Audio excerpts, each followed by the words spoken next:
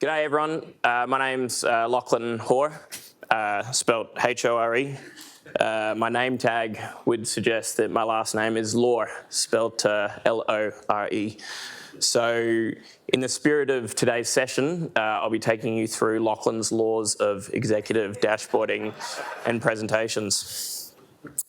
So I'm a solution consultant based out of Canberra, APAC practice. I work primarily with the Australian Government Department of Social Services.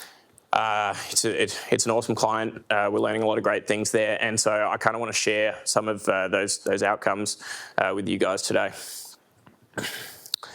Okay, to start, right, one of the things that I get with them a lot is, well, what are we using as pre-configured dashboards, right, from the template, kind of like you're looking at here at the moment.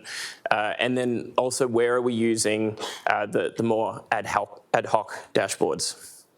And so, you know, to start with a bit of an analogy, right, I used to work in a solar sales role. And every week there was a group of us, right, we worked out of a bullpen, and every week we'd have this session around a round table, and they'd ask us 4 key things. How many leads did you get last week? How many calls did you make? How many quotes did you send out? And how many deals did you close? And maybe there's something in there about, you know, why I don't work in sales anymore. But but when you're running, you know, a large program or a large project, or with a number of different work streams and a number of different initiatives, you need these dashboards that allow you to compare apples to apples, oranges to oranges, and that's exactly what this is right here, right? We have benefit in pipeline, benefit in progress, benefit delivered, and total benefit. And that's excellent. You know, that's what allows us to be able to rank, prioritize. But what happens if you get asked a question that doesn't fit into one of these categories, or what happens if you have a hypothesis that you need to test? And that's where, you know, I say to my customers, that's why we have ad hoc dashboards. So that's why we have ad hoc dashboards. And so, you know, what I'm going to do for you in a second is I'm going to configure one, or start to configure one, then I'm going to take you through a completed one, and then we'll move through to presentations. But the way that, you know, a number of customers are doing this at the moment is they have their system with the source data. They're either themselves or going to the IT team and they're asking for an export, and then they're doing some sort of transformation in Excel. You know, maybe it's a pivot table, maybe it's just producing some charts with some pretty colours. And that's perfect if you have to do it once, right? But if you have to do that once a week, once a month, that becomes time consuming. If I produce one of these, you know, Excel documents, and Andrew goes and changes the dates in one of my initiatives, well, you know, now that's not as useful as it was 5 minutes ago, and I definitely don't want to do it again. And that's really the advantage of building these ad hoc dashboards in Shibumi. We give users the ability to always be working with real-time data. You know, to tie it back into what Mark spoke about, what everyone spoke about yesterday with Shu Hari, right? Shu is, we have the data. We have the data, we have the quality. We're familiar with, you know, the themes in Shibumi, working with different pieces of functionality. And Ha is, you know, now we're running with it. Now we're, you know, with Bob's bicycle analogy, before we were learning to ride, and now I'm trying to figure out how to do a wheelie. And so that's exactly what this is. And I'm going to start configuring one for you. We'll call it Detroit 2022 new. As you can see, I was practicing last night. And so I'm going to try and tie this in with a couple of the themes that Kim spoke about yesterday, the new product features that have been brought out over the last 12 months. So we're going to go into configure mode. I'm going to add a new section, which is going to be a view of initiatives. A view of initiatives. And what I want to do here is build a pie chart that kind of breaks down run rate by work stream. So I'm going to add a few different columns in here. So I'm going to go customize. The first column I'm going to add in is my work stream, and I'm going to cheat a little. I'm going to look it up quickly. It's my work stream. And then the next column I'm going to add in is my net benefit run rate. And so anyone who's actually been hands-on with the tool before and worked with the product knows that this isn't going to get you a chart just yet. You need to add another couple items to it. So the first thing I'm going to do is I'm going to group by my work stream. I'm going to group by my work stream, and then I'm going to sum on my net benefit run rate. Excellent. So, so this pretty much gets us there in terms of producing a pie chart, right? So I'm just going to go ahead and refresh this page. And you can see I now have my charting options available. The first is a line chart, and now I have my pie chart, which breaks down my net benefit run rate by work stream. Cool, we're part of the way there. Now I want to add in a metric view. So again, I've gone back into configure mode. I'm going to add in a new view of metrics. I already know there's going to be a number of metrics in here which are not actually relevant to this dashboard I'm producing at the moment. And so I'm going to go ahead and I'm going to filter some of them out. So again, I go customize. I'm filtering only on metrics 1 with the contained values 1, 2, 3, 4, or 5. I'm going to go ahead and lock that down and sort it in ascending numerical order. And then I'm going to add in the time series element. So I click the plus. I want to look at this per month this year. This year, excellent. And let's just save this and take a look at what this produces, right? There's a lot going on in this. The scales are not quite right. And so now I'm going to come into my settings and I'm actually going to just toggle the different chart types. I know that I want to keep both my actual and target in there, so I'm going to leave them both in there. I'm going to disable the report view.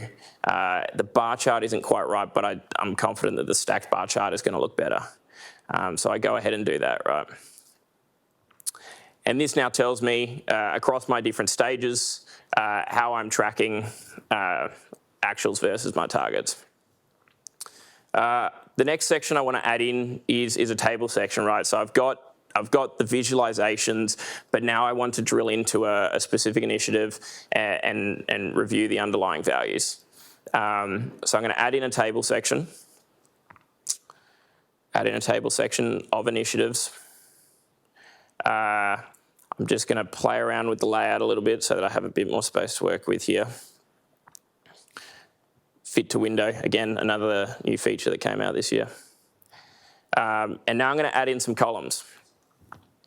And so the columns that I want to add in are, I want to add in the program, right, which is the cost transformation program.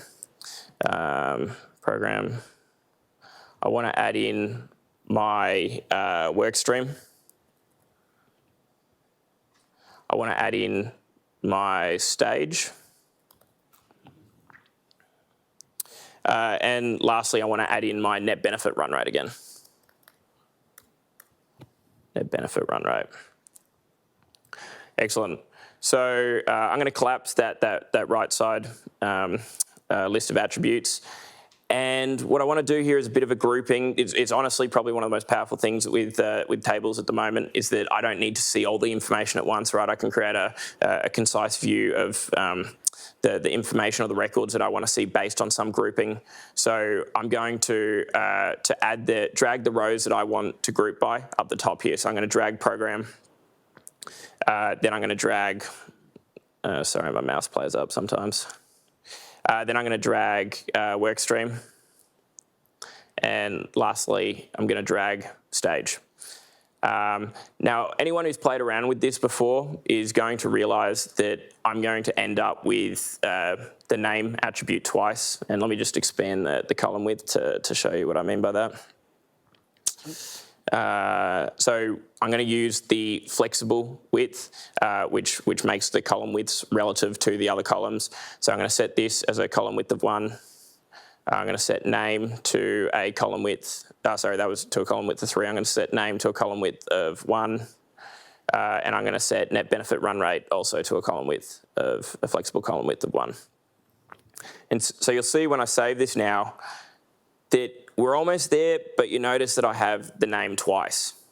So I'm actually now going to go back into Customize, and I'm going to pull out that name column that comes by default because I don't need that anymore. Excellent. So I'm just going to save that. And so now, right, I can collapse my grouping column, and I can drill down, into the work stream that's most appropriate. Drill into IT, and then I can look at the different stages within each of them. So I see that the system integration initiative has a net benefit run rate of 1.2 mil. Now, the very last thing I'm going to add here, which has been very advantageous with a number of customers this year, is page level filtering. So to add in page level filtering, I go to the layout mode. I'm going to click the enable filter bar, and I'm going to click the plus icon to add a drop-down filter. And so I want to filter by stage. So I'm going to type in the label name. I will allow selecting multiple, and then I'm going to just add in the options. And Kim spoke a little bit earlier about how we're going to be able to use associations to set this coming soon, which will make life much easier in a number of cases. But in this instance, I'm going to add in my different stages: 1, idea, 2, plan. Awesome. And now I have a page level filter. Now, rather than having you guys watch me for the next 10 minutes plug in all these filters to each of these charts, I'm actually going to flick back out to another dashboard that I have set up. And that is the Detroit 2022 executive dashboard. So, this should look really, really similar to what I just showed you. We've got a couple additional columns such as status, complexity scores, value score, status narrative in the table below. And we also have an achievement card that, just lets me know that I'm welcome.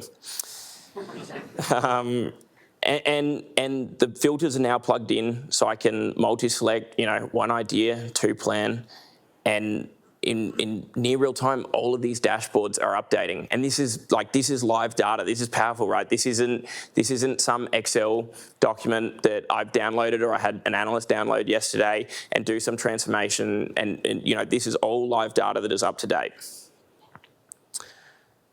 So, I think you've seen the power of a dashboard, but what happens if what you're looking at is not just, what if you're not just answering one question, or what if you're not just testing one hypothesis? And that's where presentations come in. So, many people in this room, I'm certain, have worked with presentations, or you're working with your customers using presentations, day in, day out. The real advantage of a presentation is that you're using what is really a string of dashboards to tell a story. And in this example, the story is a steerco deck. So every week you might come in here, if you're running a project, you come in here with your executives, or you come in here with your different team leaders, workstream leaders, and they want to know how the project's tracking. And so you start exactly the same way. Agenda, every week you go through your agenda. Next, we're going to flick over to the program summary, and you work your way, through this presentation in a consistent manner, week in, week out, which actually allows you and the team that's working with you to run your project in a much more efficient manner. And probably one of the greatest bits about presentations is that as well as it being live data, exactly like the dashboards, it's live data, it's always up to date, but you can lock down the data in a presentation. So I can click the lock button, and it takes a second, but I can lock that data down. And that means that I'm not going to get any surprises if I'm in the middle of my steerco session with the CIO, and I'm telling him that I'm going to deliver $3.5 million of benefit, and someone's pushed a date out, and now I'm only delivering 2.5. It's not going to be a fun conversation. Or equally, I can publish a version of that presentation. And I know there's been a couple cool ideas this afternoon discussed with, being able to schedule publishing presentations. But being able to publish a presentation now allows me to distribute that presentation out of the system. So there's one last thing that I want to take you back to with dashboards, and that's the ability to embed Power BI dashboards into a Shibumi dashboard. And you might be wondering, well, why would you do that if you can just build a dashboard straight in Shibumi? But really, there's 2 reasons for it, and we've absolutely seen it at DSS. One is people have tools that they're used to working with. They've been working with them for a long period of time, and they know them, they love them, they're familiar with them. And so we can make the transition to Shibumi easier by actually embedding some of these Power BI dashboards back into the tool, because they've said as a business they want to be using Shibumi as their strategic portfolio management tool, or in the case of a DSS, a grants management tool. And so executives can come in here and they can still see and interact with the Power BI dashboards in the same way they have previously. Or equally, Shibumi may just be one part of the puzzle. So they may have HR data from SAP. They may have financial data pertaining to the distribution of different grant rounds, and that all plugs into Power BI. And so rather than trying to manage those integrations with Shibumi, where it may not actually be appropriate for the use case, we just take that Power BI dashboard and we close the loop by bringing it back into Shibumi. So, that was all I wanted to take you guys through today. Very much appreciate your time.